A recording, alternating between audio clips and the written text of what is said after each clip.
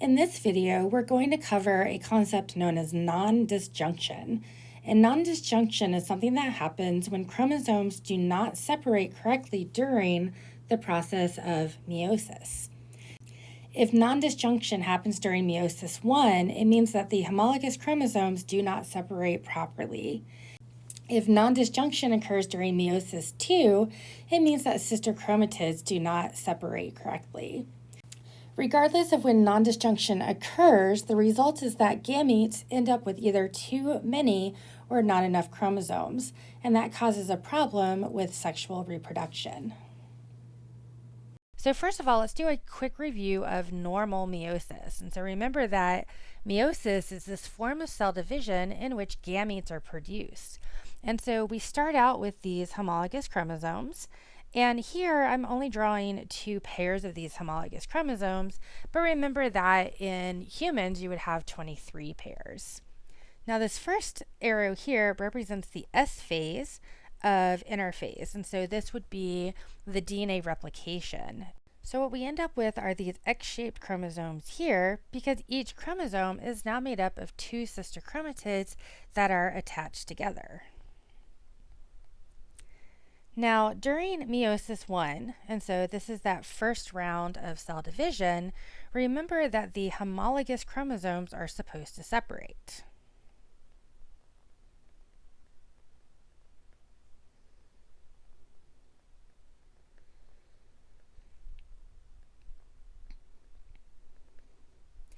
And so what that means is that out of these pairs of chromosomes here, one of them is supposed to go into one daughter cell, the other one is supposed to go into the other daughter cell.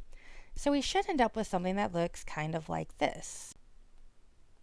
Now we could have ended up with a red chromosome with a blue chromosome in this first part as well due to that independent assortment that we talked about during meiosis. But for now we'll just stick with this one possibility because it's a little bit easier to follow. Now, during meiosis 2, the sister chromatids separate.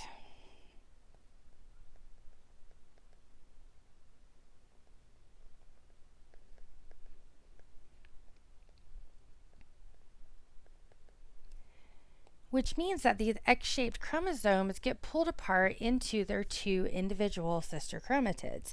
And so we can kind of draw like a little line here to show that one of those sister chromatids goes into one daughter cell and the other sister chromatid goes into the other daughter cell. So we should end up with something that looks kind of like this. Now, if we now jump over to what happens when there's a non-disjunction that occurs during meiosis 1. So we start out the same with our homologous chromosomes. And we still have that S phase of interphase that happens. So these chromosomes become X-shaped. So in non-disjunction of meiosis 1, what happens is that these homologous chromosomes fail to separate properly. So instead of them separating into 2 daughter cells, what we might end up with is something that looks like this.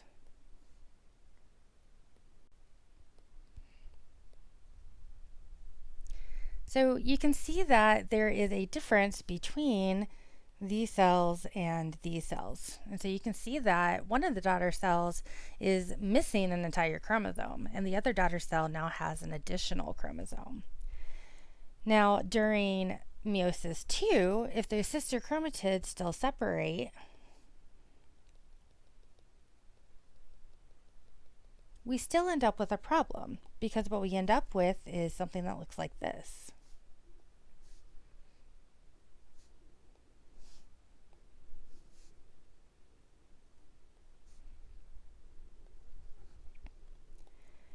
And so now what we have are 2 gametes that are missing a chromosome. And so these kind of first 2 here, we can say are -1 with regards to the number of chromosomes they're supposed to have. Meanwhile, these other gametes have +1, so they have an extra chromosome that they're not supposed to have. So in summary, the non-disjunction happens at meiosis 1. So the non-disjunction results in the homologous chromosomes not separating properly.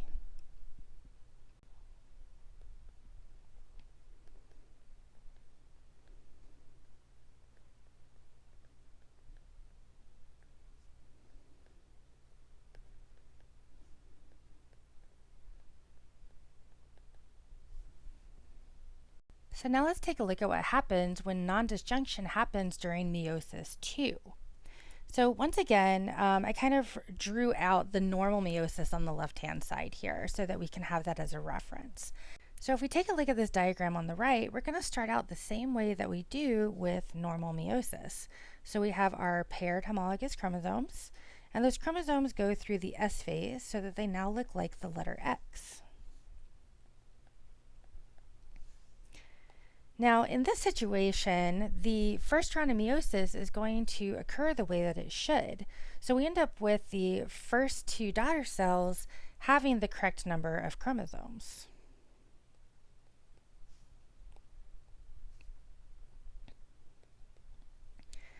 The problem occurs with the second round of meiosis. And so in meiosis 2, non-disjunction happens when the sister chromatids fail to separate properly.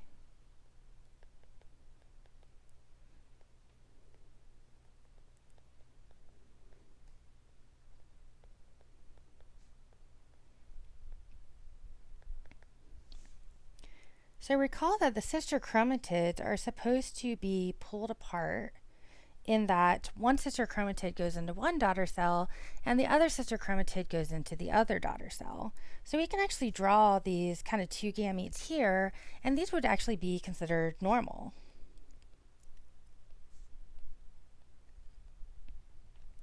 But if we look at this daughter cell on the right, what happens is that maybe the sister chromatids of this top chromosome do not separate properly, whereas maybe the sister chromatids on the second chromosome would separate properly. So what we end up with is one cell that is missing a chromosome, and then another cell that has an extra chromosome. And so we would end up with this one right here would be -1 chromosome. This one would be +1 chromosome. So let's take a look at why non-disjunction is a problem. So first, let's take a look at what happens normally during the creation of a zygote and embryonic development. So we've talked a little bit about sexual reproduction before, where you have an egg that fuses or merges with a sperm. And the egg carries 23 chromosomes, and the sperm carries 23 chromosomes.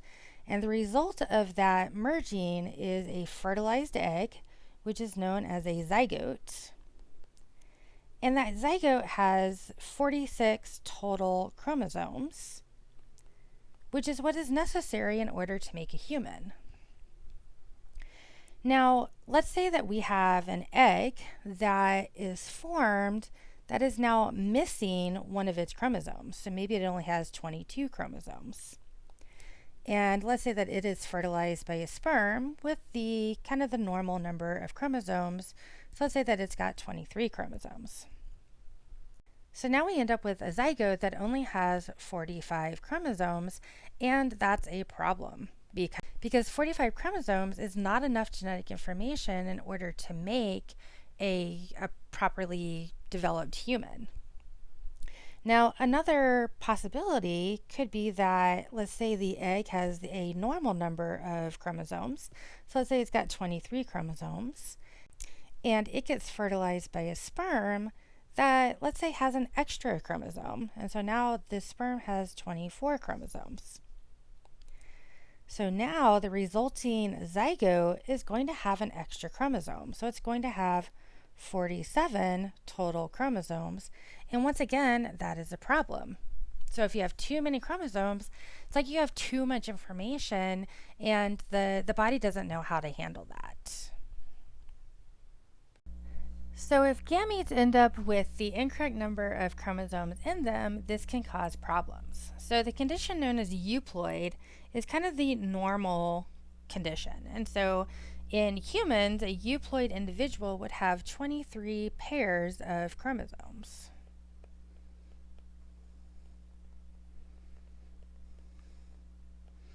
Right, so this is considered the kind of the normal condition, or the condition necessary for normal development. And we can also think in terms of 46 total chromosomes. Now, aneuploid, and anytime you see this AN, it usually means without. And so this is kind of a Latin term. So aneuploid means that would be a zygote that does not have the proper number of chromosomes in it. And there are some different conditions that can happen with regards to that.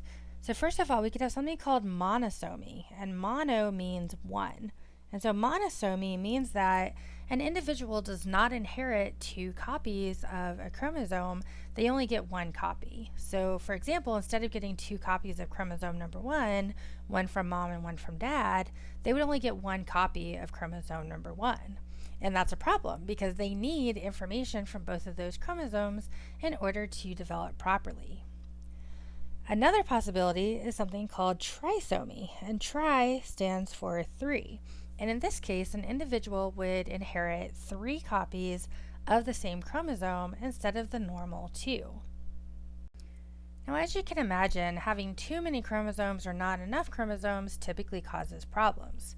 So first of all, let's take a look at the monosomy condition. So monosomic zygotes. So these are the zygotes that are missing at least 1 chromosome. Because remember, mono means 1, and it means that instead of having homologous chromosomes for all of their chromosome pairs, they're missing one of those necessary chromosomes. Now, monosomic zygotes typically just don't develop because there aren't enough genes present. And remember that genes are just recipes for how to make proteins. So if the gene is missing, the cells don't have the information necessary to make proteins. And if they're not making enough proteins, they're not going to develop properly. Now, a trisomic zygote, so this is a situation where an individual gets 3 copies of one of the chromosomes. And this can also cause problems. So too many genes might mean that too many proteins are being produced, which can cause problems with development of the individual. So most trisomic zygotes, just like the monosomic zygotes, do not develop because the information that's necessary is not correct, and so it just doesn't lead to proper development. Some trisomic zygotes might develop to a point, but they often end up in either miscarrying, in which the baby or the fetus dies before it's born, or the fetus is stillborn, meaning that it basically dies right before it's born. Or if the baby is born, it often does not live for very long. And so this is a situation, there's a condition known as trisomy 18. And typically with individuals that have 3 copies of chromosome number 18, they typically don't live to see their first birthday. So they typically die before their first birthday if they're born at all. In other situations, depending on which chromosome is affected or which chromosome there's an extra copy of, the individual might develop, but they might still have some developmental and cognitive problems. One example of this is Down syndrome. So Down syndrome is known as trisomy 21, which means that individuals with Down syndrome have 3 copies of chromosome number 21.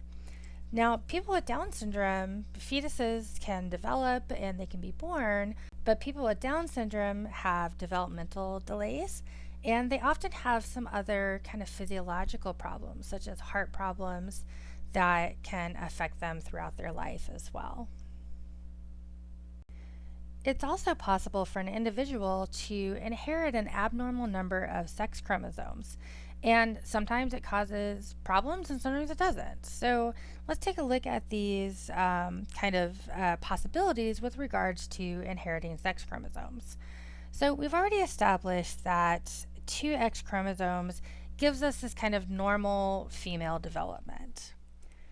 However, sometimes an individual might inherit extra X chromosomes, and so it could be 3 X chromosomes, or in rare cases, it could be 4 or 5 X chromosomes.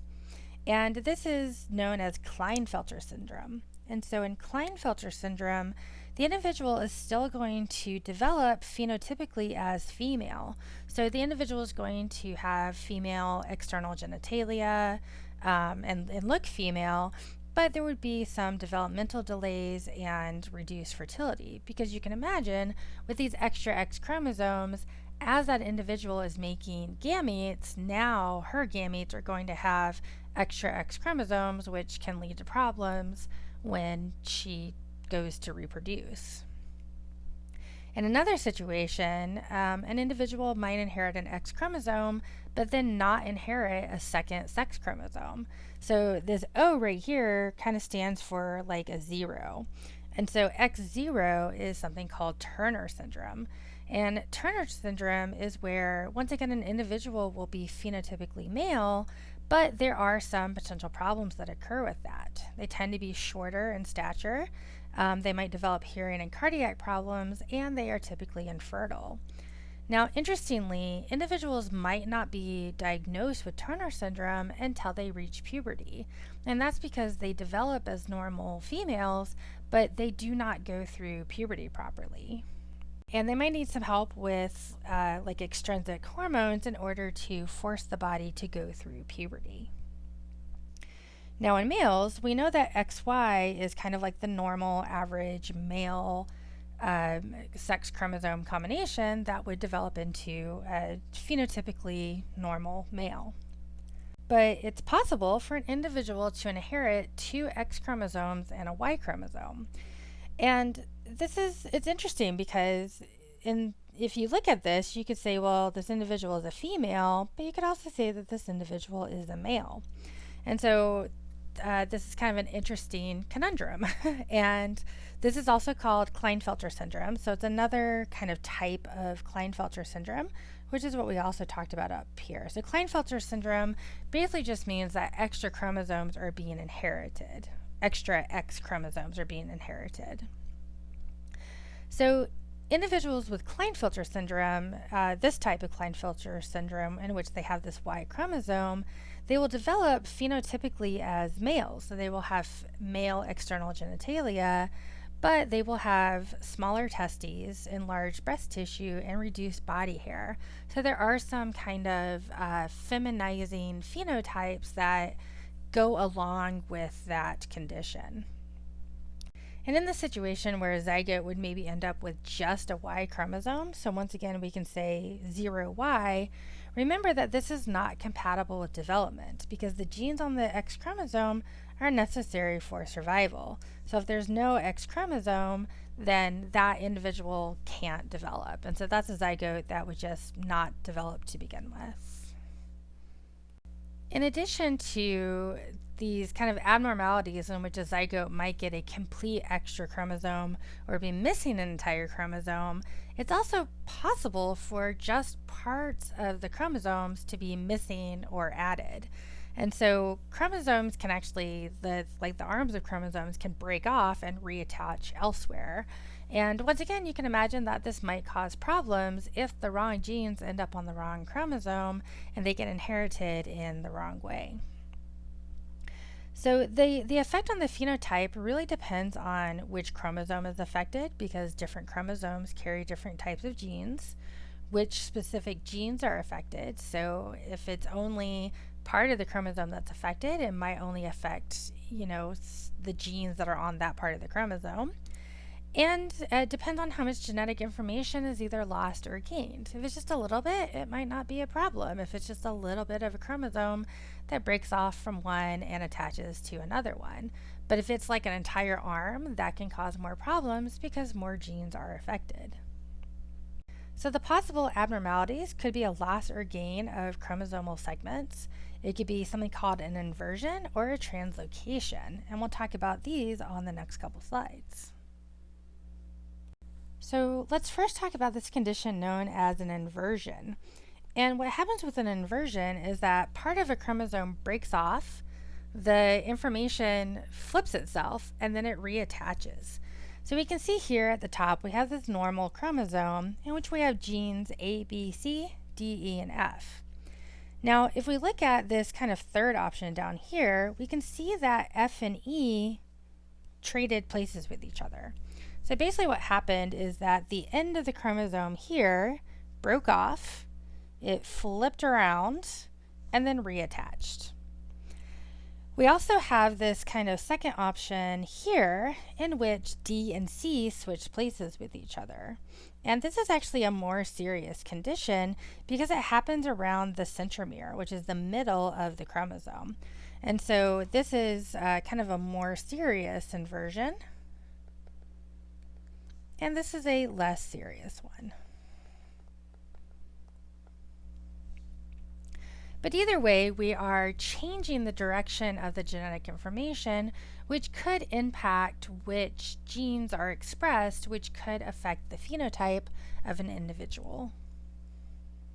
Another possible abnormality is something called translocation. And translocation happens when basically part of a chromosome breaks off of one chromosome and attaches itself to a different chromosome. Now, if this happens between homologous chromosomes, that might not be such a big deal because that's what happens with genetic recombination or crossing over all the time. And so if it's the same amount of genetic information being exchanged, then that's normal. That's crossing over. That's how we get genetic diversity. But if there is a difference in the amount of DNA that's being traded, or if the DNA is being traded between non-homologous chromosomes, then we start to get problems because now you've got the wrong genes on the wrong chromosomes, and that can affect how they are inherited. It can affect kind of future meiosis with regards to crossing over, and it can affect the expression of the gene because it's on the wrong chromosome.